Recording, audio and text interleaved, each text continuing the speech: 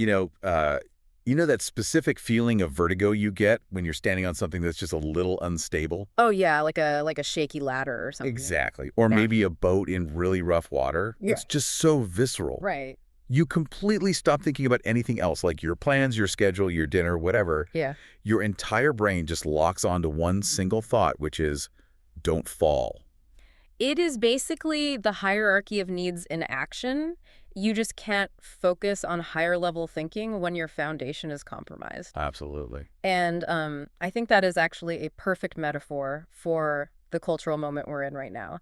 A lot of people feel like they are just constantly balancing on a moving surface. That is exactly it. We're out here trying to build careers, raise families, maintain our sanity, but the ground rules keep shifting under our feet. They really do. News cycles, Yeah. economic volatility, changing social norms. It feels like we're trying to set up a nice picnic on a rug that someone is actively pulling away from us. That's a great way to put it. And that is exactly why I wanted to do this deep dive today, because we are looking at a text that essentially claims to offer an antidote to that specific kind of vertigo. Yeah, it's a really fascinating choice of source material for this. We are digging into Psalm 125 today. And what stands out to me is the imagery. It's all mountains and permanence. Right, because it doesn't offer a quick coping mechanism. It's not a breathing exercise. The text offers a completely different architectural framework for how to view your life. A framework of unshakable trust, basically. Exactly. It's all about unshakable trust. Okay, so before we get into the actual verses, we need to set the stage a bit, because this isn't just a poem written in a vacuum. No, not at all. The research highlights that this is a song of degrees or a song of ascents. Can you unpack what that actually means for the people who originally sang it? Yeah, this is critical context. So the Songs of Ascents were basically the playlist for the pilgrimage. The playlist. I like that. 3 times a year, Jewish families would travel to Jerusalem for the major festivals. And we really have to remember the geography here to get the impact. Right, because it's not flat. Not even close. Yeah. Jerusalem is high up in the mountains.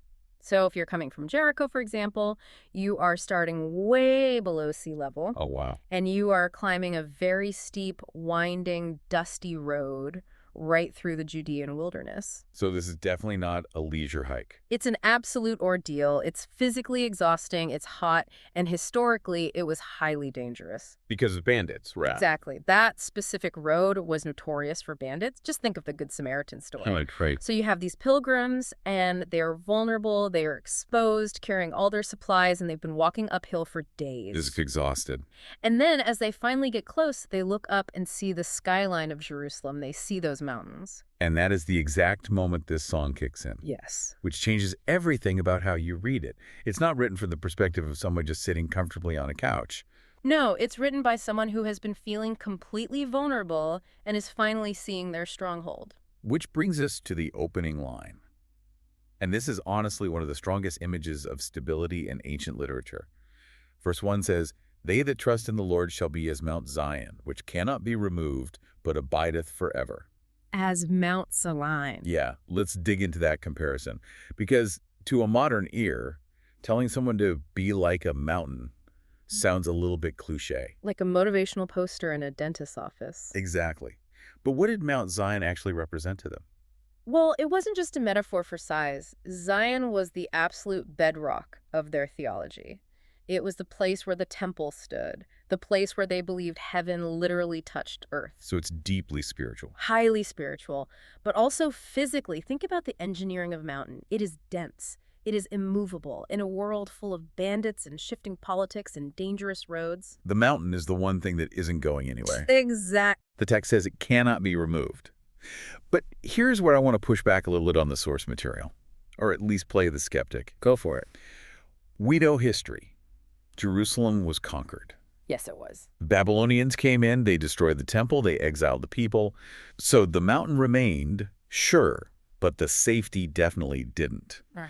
Is the psalmist just overpromising here? That is the million-dollar question. And if you read this as a promise of political invincibility, then yeah, history proves it wrong. Right. But scholars point out that the text is doing something much deeper. It says, "The person who trusts shall be as Mount Zion." It is transferring the quality of the mountain into the character of the believer. Oh, I see. So it's not saying nothing bad will ever happen to your city. No. It's saying nothing can displace you. Precisely. Think about a mountain during a massive storm. The wind howls, the rain washes away the topsoil, maybe some trees get knocked over. The mountain definitely feels the storm. It experiences the violence of the storm, yes. But when the clouds finally clear, the mountain has not moved. It hasn't been displaced. That is a crucial distinction. Yes. Displacement versus discomfort. Yes. I think a lot of us tend to equate having faith or being grounded with having a friction-free life. A very modern misconception. But this text implies that stability is actually about what happens when the friction does come. You just stay put. Right. You aren't carried off by the anxiety. You aren't swept away by whatever the current cultural trend is. You have a center of gravity that holds. The center of gravity, I like that. And that leads perfectly into the second verse, which basically expands the camera angle from the individual out to the entire environment. Right. Verse 2 says, "As the mountains are round about Jerusalem, so the Lord is round about his people from henceforth, even forever." Now, I looked up the topography here. Jerusalem really is sort of a bowl, isn't it? It is. You have the Mount of Olives to the east, Mount Scopus to the north. It is a natural amphitheater, Surrounded by higher peaks. which in ancient warfare is a massive strategic advantage. The city is naturally fortified by the landscape itself. So when they saying the mountains are round about Jerusalem, they were looking at literal ridge lines protecting them from invasion. Yes, but notice the pivot the text makes. It says, "So the Lord is round about his people."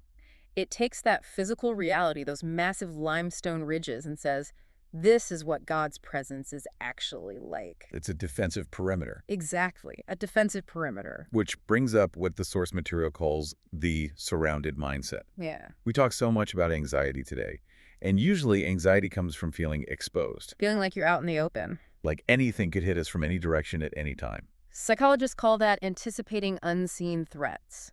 It's a feeling of being totally vulnerable to the unknown. And the psalmist is offering a counter-visualization to that. Yes. Imagine being in a valley where every single side is guarded by a massive, immovable barrier. You don't have to constantly watch your back because the mountain is already doing that for you. So it's a shift from threat detection to presence detection. I love that phrasing. Instead of scanning the horizon for what might hurt you, you look at the horizon and see what surrounds you. And that actually changes your physiology. If you truly believe you are surrounded by a divine perimeter, your nervous system can downregulate. You can finally take a breath. But, and we have to get to this part, the psalm does not stop with just everything is safe and happy. No, it gets very real. Segment 2 of our deep dive deals with a very real conflict. Verse 3, this is where the tension comes in. It says, "For the rod of the wicked shall not rest upon the lot of the righteous." The rod. The rod. It sounds very authoritative. It is. The rod or scepter is the ancient symbol of ruling power. This verse is a blunt admission of reality. It acknowledges that sometimes the wicked actually do have the rod. They have the power. They set the policy. The righteous are actively living under pressure. Which gives the text so much credibility for me. If it just said, trust God and you'll never have a bad boss or a corrupt government, we would completely tune out. Because that's not the world we live in. Exactly. It admits the rod is there. However, it makes a very specific promise about it. It says it shall not rest. The Hebrew word there implies it won't settle down or remain permanently. It is not going to set up camp forever. There is a strict time limit on the influence of evil. But the reason why there is a limit is what I found most arresting in the sources. The text says, "Lest the righteous put forth their hands unto iniquity." That is the core of it. Let's unpack that logic. Because at first glance, it sounds like God is saying, I'll stop the bad guys before they hurt you too much. But that isn't what it says at all. No. It says, he stops them so we don't become bad guys. Exactly. It is a profound psychological insight into the breaking point of human integrity. The text admits that everyone, no matter how righteous they are, has a breaking point. Everyone has a limit. If you live under corruption long enough, if the pressure is too intense for too long, you will eventually crack. You'll start thinking, well, I can't beat them, so I have to join them just to survive. If I can't win by the rules, I have to break the rules just to get by. Precisely. It is the temptation of the survival instinct. God limits the duration of the trial not just to spare us pain, but to spare our character. Whoa. He knows that if the rod rests too long, we will lose our integrity. We will put forth our hands unto iniquity. That is a massive reframing of suffering. It suggests that God is basically monitoring the pressure gauge. He is. He knows exactly how much load the structure can take before it collapses, and he promises to intervene before that point of total failure. It is a protection of the soul rather than just a protection of the body. And that concern for integrative, for keeping the believer straight, is the setup for the final segment of the song. Right, because we are presented with a fork in the road in verses 4 and 5. Two paths are laid out. Path A is the prayer, "Do good, O Lord, unto those that be good, and to them that are upright in their hearts." Upright. That word really matters here. It means straight, level, honest. It is the direct opposite of twisted. The prayer is for those who, despite the heavy pressure of the rod, have maintained their structural integrity. They haven't bent. And then you have path B. Verse 5 says, "As for such as turn aside unto their crooked ways." Crooked ways. So think back to that pilgrim road we talked about earlier. Up to Jerusalem. Right. There were the main roads, which were incredibly steep and hard, but there are often side paths, cattle tracks, winding routes that might look easier or safer. Or maybe they helped you bypass a checkpoint or a bandit area. Exactly. But they were deceptive. They were the crooked ways. So this is the temptation to cut corners, Yeah. to compromise your values when the pressure just gets too high. It is the temptation to say, I need to cheat on this report to save my job, or I need to lie about this relationship to keep the peace. Those are crooked ways. They are attempts to engineer our own stability by compromising the truth. And what is the result of that? The text is pretty blunt about it. "The Lord shall lead them forth with the workers of iniquity." It is a tragic irony. You take the crooked path to escape the pressure of the wicked, but by taking that path, you end up walking right alongside the wicked. You share their fate. You become the very thing you were trying to avoid. So the argument the text is making here is that true stability, real peace, is inextricably linked to integrity. Yes, You can't have the peace of Mount Zion if you are walking a crooked path. you cannot be immovable if your footing is based on lies or compromises. That is shifting sand. The only way to have the stability of the mountain is to have the integrity of the mountain, to be upright in heart. So bringing this all together, from the dusty ascent to Jerusalem, to the defensive perimeter of the mountains, to the internal pressure of integrity, how do we actually apply this ancient strategy to a modern Tuesday? Well, the source material points us toward durability. We live in a culture obsessed with optimization and comfort. We basically want to hack our way to a stress-free life. Which never works out. Never. Psalm 125 argues the opposite. It says, stop trying to remove the stress and start building the structure that can withstand it. It's about building a storm-proof life. Exactly. The first modern application is finding stability amid cultural shifts. When the news is terrifying or the economy is wobbling, you don't panic. You remind yourself, I am Mount Zion. I am not the weather. I am the mountain. I love that mantra. I am not the weather. It creates a complete separation between you and your circumstances. You anchor your identity in something that abides forever, not in the current stock market price. Right. The second application is treating trust as a daily discipline. Trust isn't just a feeling you have, it is a muscle you train.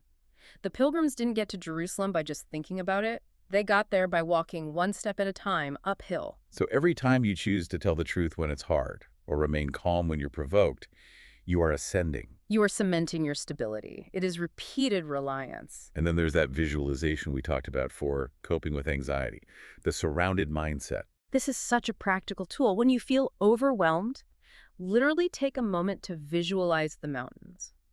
Visualize the perimeter around you. Remind yourself that you are not exposed. You are enclosed. God's presence is the active buffer between you and the chaos. It requires active participation in your own peace. You have to remind yourself of the spiritual geography.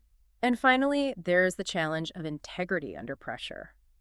This is the hard one. Always the hardest. When the rod of the wicked is pressing down, maybe it's a toxic workplace or a difficult family situation, the temptation to turn to those crooked ways is huge. Because it looks like an easy out. It does. The application here is to realize that your steady righteousness, your integrity, is your only true safety.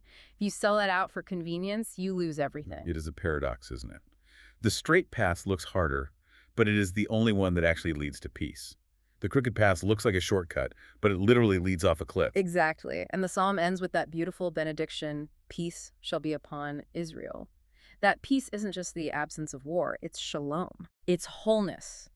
It is the feeling of a building that is perfectly upright and totally settled on its foundation. That is exactly what we are all chasing. Yeah. We just want that feeling of being settled. And the source material tells us that this settledness is available right now.